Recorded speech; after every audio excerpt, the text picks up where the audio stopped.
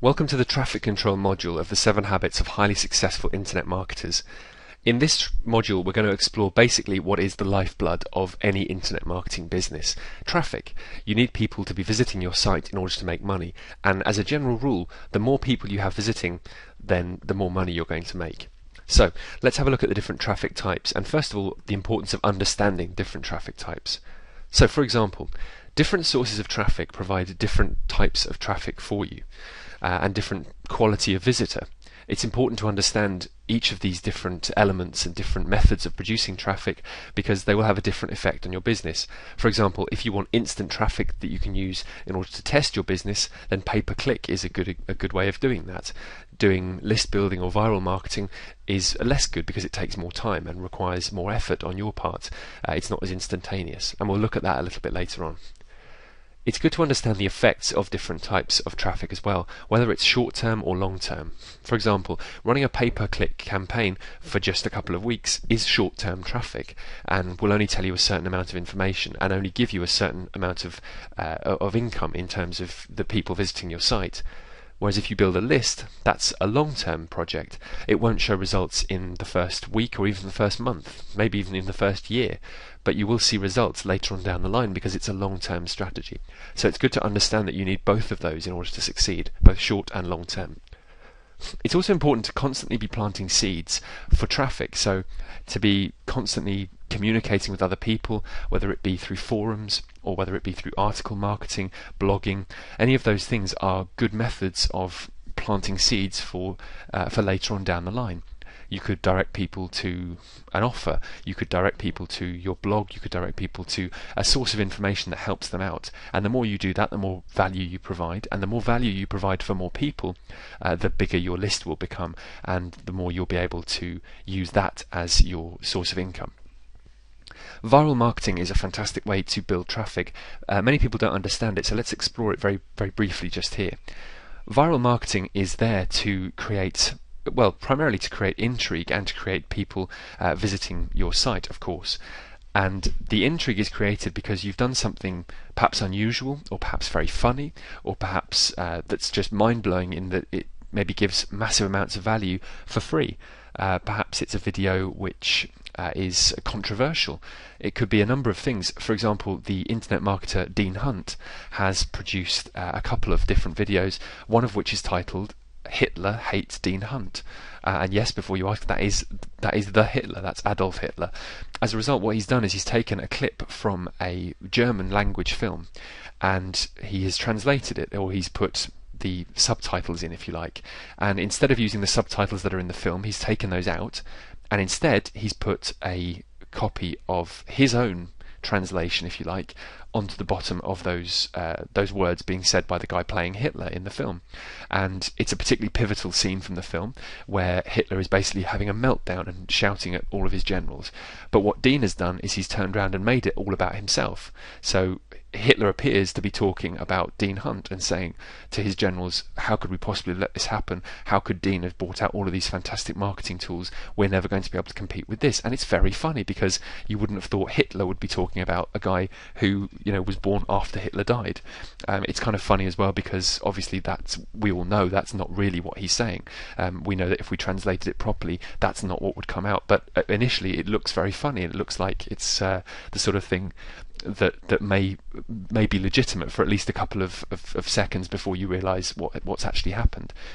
But by creating that and by creating kind of funny subtitles around his product, Dean has created something viral, which is something that people can pass on, and people on his list will pass on to their friends because it's kind of funny, and it makes for people to connect with Dean in a very different way. There's also things like Simon's Cat, for example, on YouTube. If you have a look for the word Simon's Cat on YouTube, I highly recommend it. It's very, very funny indeed. It's basically a series of cartoons which have had millions and millions and millions of views on YouTube, purely because they've made people laugh, and they've made people laugh with something that's unique and a bit different, and something that is also very truthful to anybody who's ever owned a cat, because they'll be able to identify with Simon's cat and the way he behaves. It's something that, as a result, has gone viral throughout YouTube and has created a massive connection with people. And interestingly, I've put there about emotional connections because it's provoked a reaction, and that's the strongest reaction you can get from someone, is an emotional one. Perhaps you've said something that's made people outraged, and so they've passed it on and said, "What do you think of this person?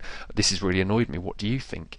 By doing that, you've created some dialogue. Now, of course, it's important to stay ethical and moral when you're doing that. So don't just do it for the sake of doing it. Actually have a good point. If you disagree with something that's gone on recently in the news, for example, you could always disagree with that, as long as your views are not extreme in the sense of being racist or being homophobic or anything like that. Then there's a good chance people will take on board your point, and some people will agree with you and some people won't. Either way, you'll start a debate, and by being the person at the centre of the debate, then you will again have a very powerful way of connecting with people. It's also good to create multiple ways of getting visitors back to you, back to your website. So if you were to create, for example, let's say a blog or an audio or a video, you could actually create one of each of those things and have different methods of getting there. So for example, you could do a press release all about the video that you've produced, and that video could be talking about your blog, and all of those things could all link up so that one leads to another, which leads to another. By doing that, you're creating a sort of a circle, if you like, of traffic. So people who find the video will go to the blog, which will then take them to perhaps an article, or the article will take them to the blog, which will have a copy of the video on it. It's just a way of linking all of these different services up, like, for example, linking YouTube or Vidler or any of those video providers with your articles that you've got on EzineArticles.com, which in turn can also appear on your blog at yourdomain.com. Either way, it's a way in which you can create a viral method of marketing your information, and people will then want to pass that information on, presuming that it's good quality information. It's not inflammatory for the sake of being inflammatory. It's actually making a good point, and that's important. It's important also to be list building, and traffic control is, well, the key part of traffic control is list building. You should be building an asset for long-term traffic all the time. Any method you can to get people within your market to get onto your mailing list is a good thing.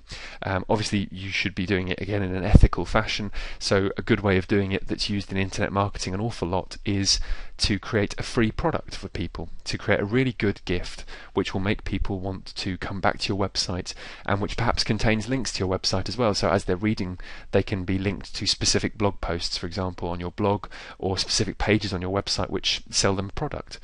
As a result of doing all of that, you get this asset that builds up, which is also based on relationships, because while you're building the asset, you're also building a relationship with the people on that list, the people who are that asset.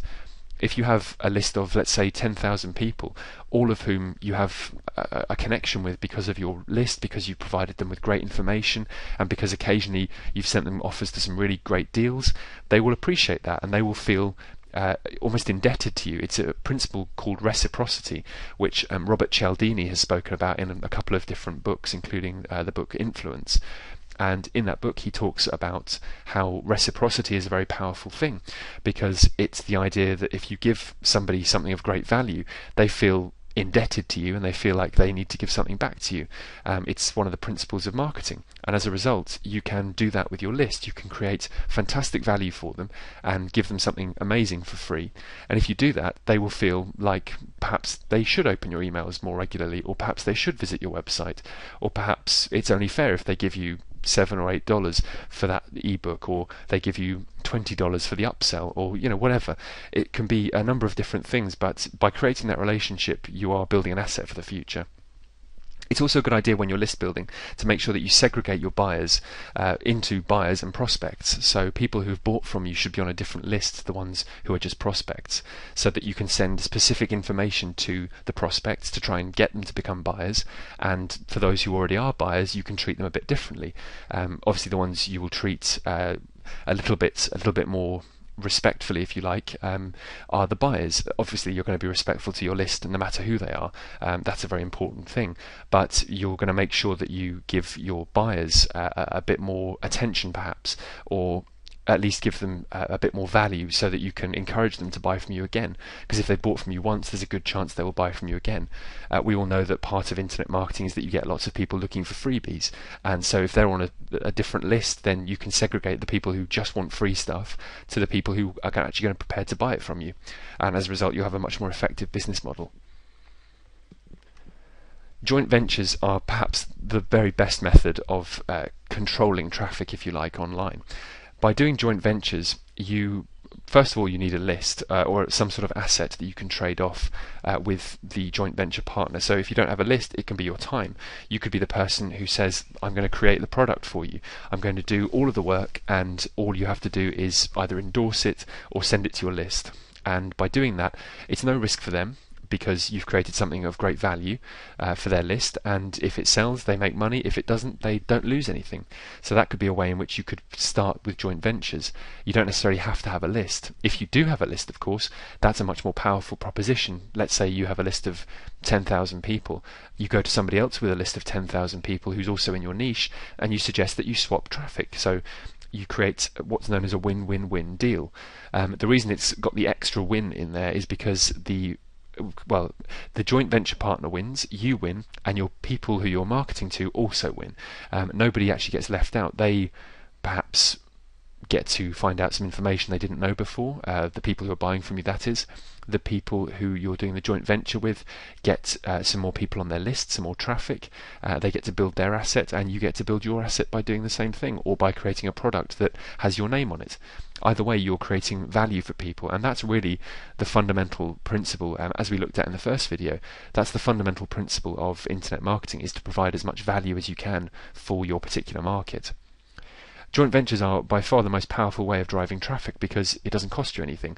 Once you've got that asset built, you can use that asset to create fantastic value for yourself, fantastic value for other internet marketers, and fantastic value for the people who are fortunate enough to be on your list as well.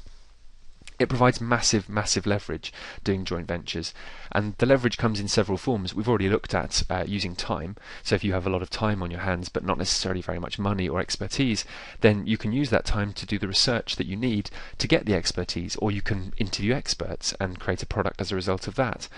If you have lots of money, then you can use that money as leverage to create relationships with people by saying that you will have a product built for somebody, and all they have to do is promote it, or all they have to do is send it to their list. Assuming that you've created something that's of value, then that shouldn't be a problem, and you should be able to create a business very quickly as a result of that. Finally, pay-per-click is a very good way of creating instant traffic for testing. I say instant, it usually takes an hour or two to get adverts put through on Google AdWords.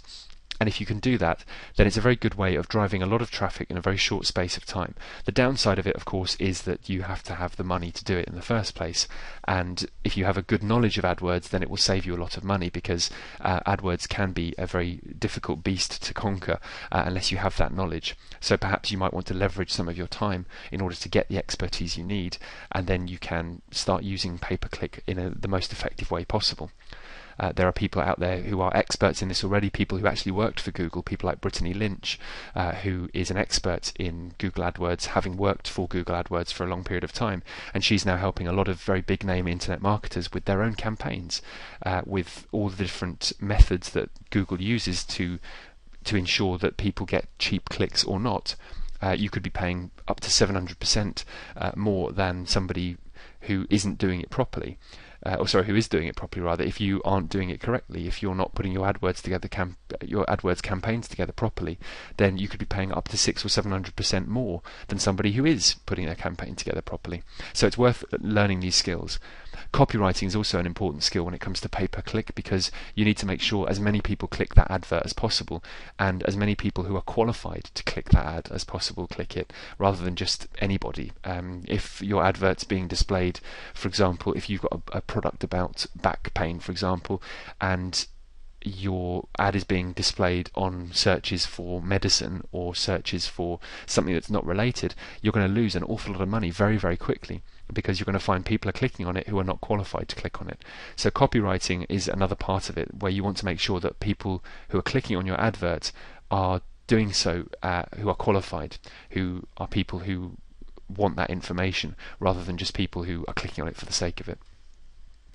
It's a very good idea with pay-per-click to study one system, get good at it and try another, and that principle could be applied to all internet marketing. You study one system, get very good at it, and only then do you try another. Most people study one system and start applying it, and then they go and try another one immediately before they get good at it. And that's one of the reasons that many people fail at internet marketing, is because they don't become specialists, they don't become good at one thing. There are people out there who are experts at article marketing. There are people who are experts at using pay-per-click. There are people who are experts at joint ventures. All of these people are out there and they all exist, and you can leverage their abilities, but you need your own skill set as well in order to be able to make the systems work for you.